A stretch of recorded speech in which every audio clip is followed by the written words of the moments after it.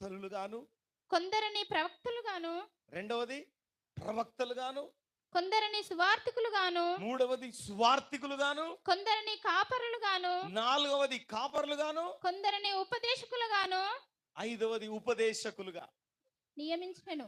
నియమించెను.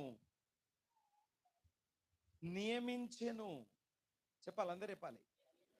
ఈ 5 రకాల పరిచర్యలు యేసు యొక్క రాకడ కొరకు సంఘాన్ని సిద్ధపరచాలి. ఒక్క పాస్టర్ తోని జరగదు. అపోస్తలుడి యొక్క పిలుపు సంఘానికి అవసరం. పరిచర్య, అపోస్తలిక పరిచర్య సంఘానికి అవసరం.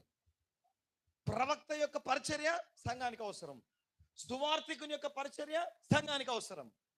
కాపరి యొక్క పరిచర్య సంఘానికి అవసరం. బోధకుడి యొక్క పరిచర్య సంఘానికి అవసరం. అంటే